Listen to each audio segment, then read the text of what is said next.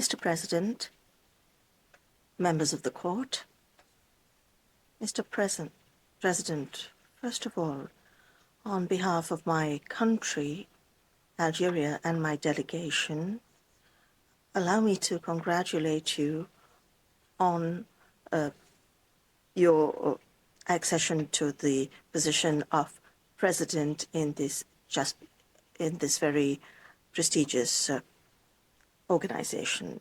I have the honor to present on behalf of my country, the People's Democratic Republic of Algeria, the oral statement with respect to the advisory proceedings relating to the UN General Assembly's request of 19th of December 2024. Mr. President, members of the court, without going back over all the facts that have been extensively developed in all the written submissions that have been presented to this court, Algeria wishes to point out that nearly 6 million Palestinian refugees are registered with UNRWA. The agency manages 58 refugee camps and 711 schools attended by 550,000 students. UNRWA operates 141 primary healthcare centers. It also provides a social safety network to 332,763 people approximately, and also provides technical and vocational education and training to 7,800 young people. It has also allocated microfinance loans to 27,199 clients. Since the 2nd of March 2025, a deliberate blockade that has been decided by the Israeli occupying power has prevented the delivery of any food aid to Gaza. Due to this, the Palestinian population is facing hunger, lacking in livelihood and basic necessities. As the General Commissioner of UNRWA pointed out, he said that he was witnessing a man-made, politically motivated famine. The recent massacre of 15 paramedics and ambulance drivers who were Palestinians and whose bodies were found in a mass grave sparked worldwide indignation, without mentioning the numerous attacks perpetrated against women and children in the occupied Palestinian territory. Algeria recalls that the desperate situation in Gaza and the blockade of humanitarian aid are being used today as bargaining chips and weapons of war. Israel's behavior towards UNRWA is long predates the offensive that it began in Gaza in October 2023. However, the attacks perpetrated since remain unprecedented. Israel has attacked staff and destroyed the premises, the property, and the assets belonging to UNRWA. It has also taken as a target and killed and detained UNRWA staff. This demonstrates what the policy that Israel has pursued for a very long time, aiming at obstructing its mandate. The adoption of 2 Israeli laws on the 28th of October 2024 perpetuate the hindrance already mentioned, and such a behavior is totally incompatible with the obligations of Israel and as an occupying power and member of the United Nations, as is in total contradiction with the rules set out in the UN Convention on Privileges and Immunities. From a legal standpoint, UNRWA has a unique mandate that covers essential aspects of the Palestinian question, including the right of Palestinian refugees to return and the inalienable right of the Palestinian people to self-determination. Furthermore, Algeria recalls that Israel is bound by these conventions pertaining to privileges and immunities to which UNRWA is entitled. This immunity is jurisdictional immunity and is inviolable. The inviolability of premises, property and assets are also involved. UNRWA's privileges and immunities are absolute and they cannot be limited or restricted or set aside because of the conduct of hostilities. In order to address this question of Israel's obligations, we must first analyze its obligations from the angle of international public law, then has reflected in the UN Charter, then the international conventions related to the General Assembly and the Security Council's resolutions. As to the obligations of Israel, I think to start with, we need to analyze its obligations under the angle of human rights standards and the relevant conventions and resolutions of the UN General Assembly and Security Council. As far as lex specialis is concerned, these obligations must be identified in international humanitarian law and international human rights law.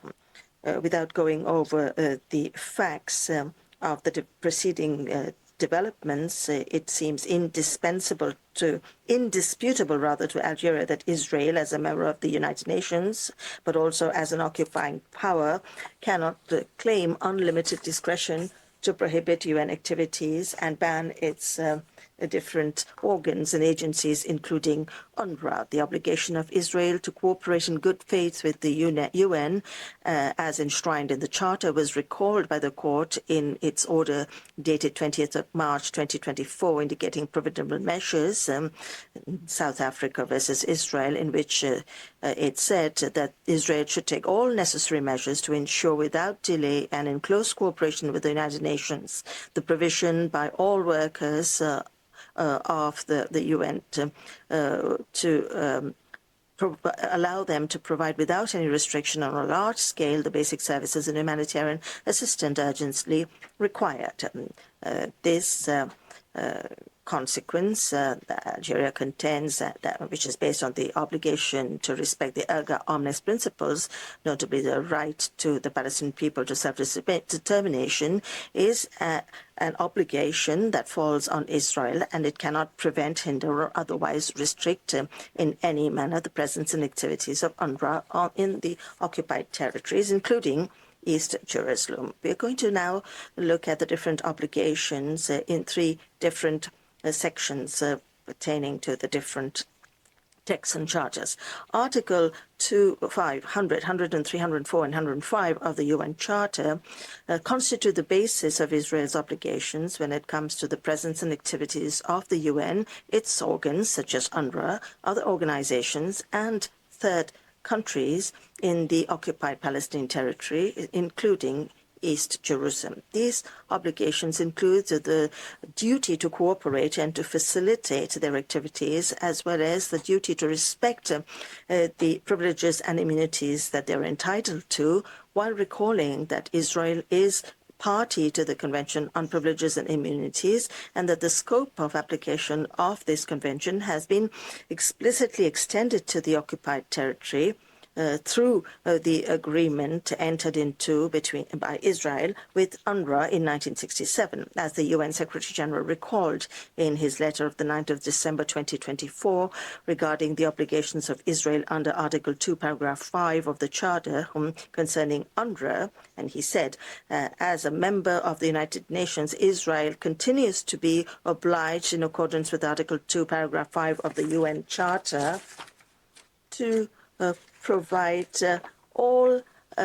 every possible assistance in all actions that UNRWA undertakes in accordance with the relevant decisions of the main competent bodies adopted by virtue of its charter.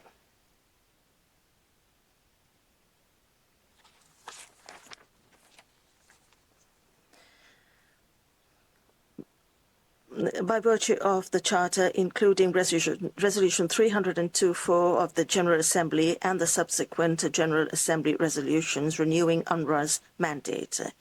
Thus, the provisions of Articles 100 and 104 of the UN Charter supplement Articles 2.5 and 105. These provisions protect what the court has called the independent action of the organization. Under Article 25, 100 and 104 of the UN Charter, Israel is obliged to facilitate UNRWA's operations in the occupied Palestinian territory, including East Jerusalem. I would like to come to Israel's obligations as an occupying power. One of the questions referred to the court by the General Assembly in its Resolution 79/232 concerns Israel's obligations as an occupying power, in particular to ensure and to facilitate unimpeded access to supplies that are indispensable to the survival of the civilian population in the occupied territories in accordance with international humanitarian laws and international human rights laws. The fact that international humanitarian law, both conventional and customary, applies to the Palestinian territories indisputable. According to Article 43 of the Hague Regulation, that is the starting point to establish Israel's obligations as an occupying power and consist in ensuring and facilitating the provision of unhindered supplies that are essential to the survival of the Palestinian population and the provision of basic services, humanitarian and development assistance to the benefits of the Palestinian population. All these obligations fall on Israel, and this is of paramount importance. Algeria considers that Israel has an obligation to respect and to ensure respect of the Geneva Convention in all circumstances. And as the court pointed out, such an obligation derives not only from the conventions themselves, but from general principles of humanitarian law, of which the conventions are but the concrete expression. This fundamental expression, enshrined in Article 59 of the Fourth Geneva Convention, cannot be evaded by Israel once it has been established that the population in the occupied territory is insufficiently supplied, and this is what has been pointed out by the UN organs, and it has also been corroborated by the ICRC, that states that this obligation of the occupying power to accept collective relief is unconditional. It completes the obligation that has been established under Article 55 of the same convention pertaining to provision of supplies. While Israel, as an occupying power, does have a certain degree of margin of appreciation in accepting and facilitating humanitarian aid, especially in the choice of humanitarian actors, it is fundamental in view of Article 59 and that it takes into account the concrete needs of the population and takes whatever operational possibilities are used in order to enable the provision of effective aid. In view of the fact that UNRWA is the main provider of such humanitarian aid, reduces significantly Israel's margin of appreciation in the fulfillment of this obligation. Mr. President, Algeria considers that Israel, as an occupying power, is obliged, as long as the situation persists, to provide humanitarian access to UNRWA and to use all necessary means to facilitate its relief activities in the occupied Palestinian territory. Algeria notes with dismay that the situation in the Palestinian territories, and in particular in Gaza, is one of the most striking failures of humanitarian failures of our generation. Each person in Gaza relies entirely on humanitarian assistance, and this vital link has been totally broken since the total blockade on aid that was imposed by the Israeli authorities on the 2nd of March of this year. The crisis is of an unprecedented nature and will lead to a significant humanitarian crisis. In addition to the violations of international humanitarian law. Israeli practices impede the presence and activities of United Nations, other international organizations, and other countries in the occupied territories. Therefore, the supply of humanitarian relief services, basic services, basic products, and the provision of essential goods to the population are no longer possible. And this is part of Israel's policy aimed at perpetuating its illegal presence in Palestinian territory and in participating in the expulsion and forced transfer of Palestinian people from the OPT, as well as the expulsion of UNRWA. Humanitarian aid should never be used as a political bargaining chip or a weapon of war. Saving lives must never be a controversial issue. The principles of international law that have been developed over the centuries that aim at protecting civilians should not be swept aside, and impunity should not persist. My third point consists in analyzing Israel in the face of the right to self-determination of the Palestinian people. The court has asserted repeatedly that the right to self-determination represents one of the main principles of contemporary international law, and that the obligation to respect this right is erga omnes principle that all states have an interest in protecting. And the court held in its opinion of 19 July 2024 that the dependence of the West Bank, Jerusalem Est, and in particular Gaza on Israel for supply of basic goods compromises its enjoyment of fundamental rights, and in particular the right to self-determination. Algeria recalls that the resolutions adopted by the General Assembly that recognize the right of the Palestinian people to self-determination, including its right to create its own independent state, and that is set out in certain obligations for Israel, is an inalienable right for the Palestinian people. For the purposes of these proceedings, the obligation to respect the right of the Palestinian people to self-determination entails for Israel the obligation to cooperate for the benefit of Palestinians and ensure and facilitated unimpeded provision of humanitarian assistance and make sure that its development can be pursued because it is imperative. This alienable right, it is a principle of jus cogens, is perpetually denied by Israel. As a reminder, on the 18th of July 2024, on the day before this very court rendered its advisory opinion of 2024, the Knesset adopted a declaration opposing the creation of a Palestinian state, which is a declaration that once again was in blatant violation of the rights of the Palestinian people to self-determination. Mr. President, before I conclude and hand over to my colleague, I would like to underscore that in view of the violations committed by Israel, that we are witnessing a lack of effective reaction from the international community, despite constant appeals made by the Secretary General of the United Nations, the General Commissioner of UNRWA, humanitarian actors, and certain third states. Despite all this, we are witnessing an absence of action by the international community and a presence of a community of interest to the detriment of the Palestinian people, to their most fundamental rights, to their existence, to their fate and their future.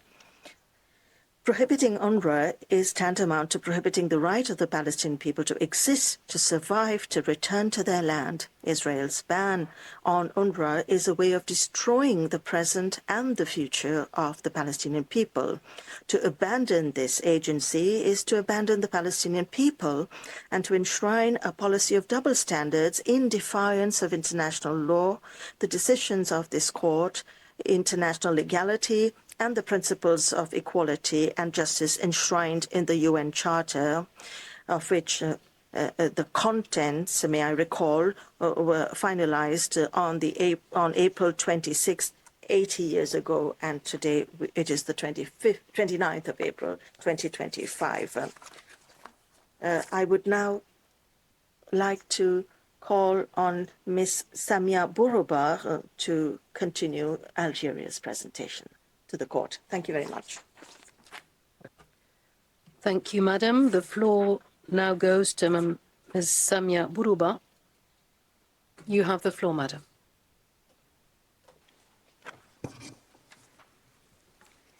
Mr. President, ladies and gentlemen, members of the court.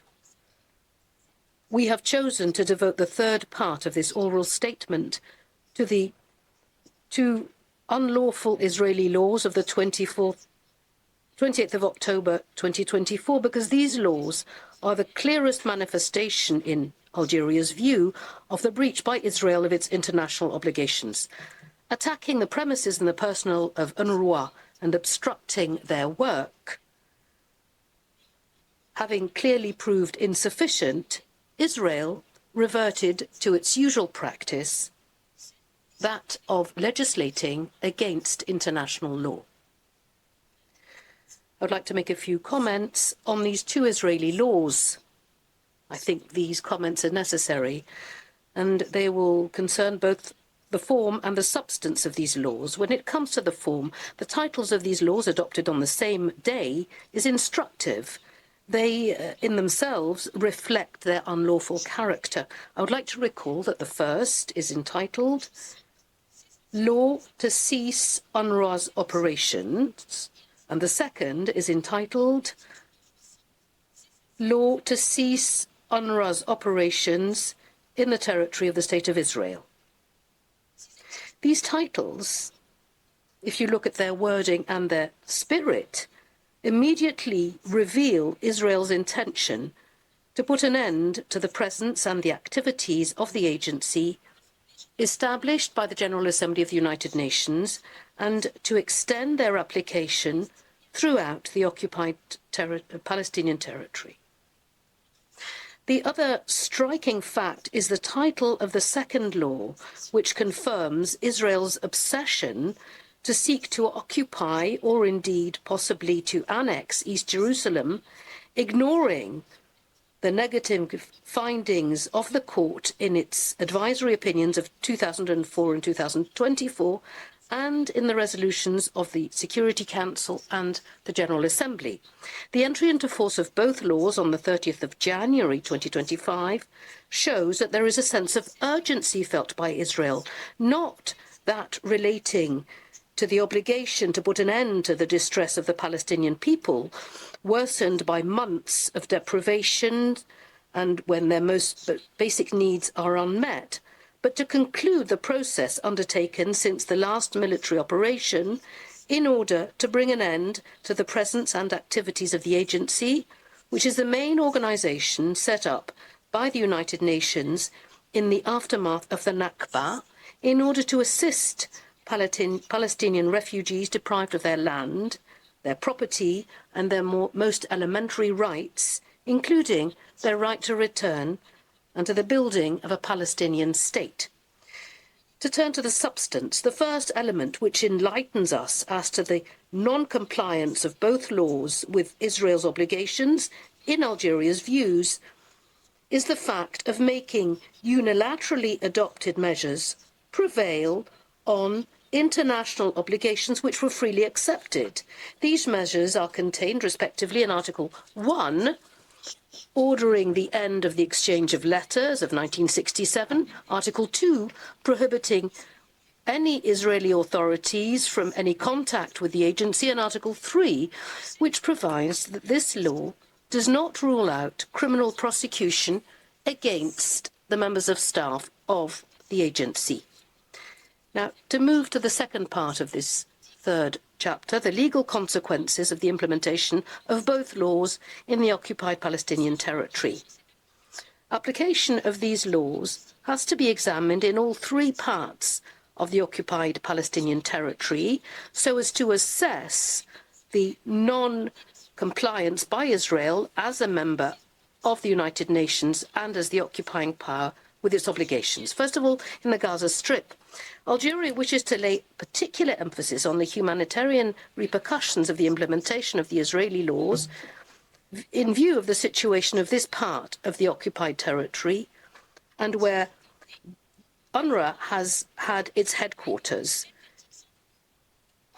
We can easily measure the effects of the ban of UNRWA, a deprivation for the Gazan population of any aid in the form of basic supplies and basic services. On the 8th of April, according to UNRWA's report, Israeli civil servants from the Education Department from the municipality of Jerusalem, accompanied by Israeli forces, forcefully entered into 6 schools run by the agency, bearing orders for their closure, which will come into effect in the following 30 days, that is, on the 8th of May. These closures, which will lead to the deprivation of schooling for 800 pupils, amounts to a breach by Israel of its obligations to respect the inviolability of the premises of international organizations. In the West Bank, the effects of these laws will mainly affect the right to education and the right to health. In Algeria's views, these 2 Israeli laws, which are ipso facto void, cannot unilaterally put an end to Israel's obligations as they result from the exchange of letters of 1967. In the note verbal of the 8th of January 2025, addressed by the Secretary-General of the United Nations, I quote, Israel remains bound to grant UNRWA all the privileges, immunities and facilities provided for in the General Convention and confirmed in the exchange of letters, as long as UNRWA operates in the occupied Palestinian territory, including East Jerusalem. To turn to the 4th part of my presentation, I would like to briefly describe the breaches by Israel of its obligations and the implementation of its international responsibility. It should be specified that these breaches can be grouped into 3 categories. First of all, breaches of the obligation to provide basic supplies and basic services. Algeria would like to recall the various Israeli breaches, including the decision taken on the 2nd of March of this year, and with the ceasefire being in force, of suspending the entry of any goods or supplies into the Gaza Strip, thus depriving it of food, drinking water, shelters, and medical care. Now, if we look at the violations of the obligation to provide humanitarian aid and aid to development, because of the restrictions imposed by Israel, which have been described, and which resulted in a spectacular drop in humanitarian aid, through a number of resolutions, including Resolution 2730 of 2024, the Security Council emphasized these breaches with regard to the aid to development. It goes without saying that in Algeria's views, the impediments created by Israel to the provision of basic supplies and the delivery of humanitarian aid have seriously contributed to the deterioration of the social and economic situation of the Palestinian people, which was already precarious.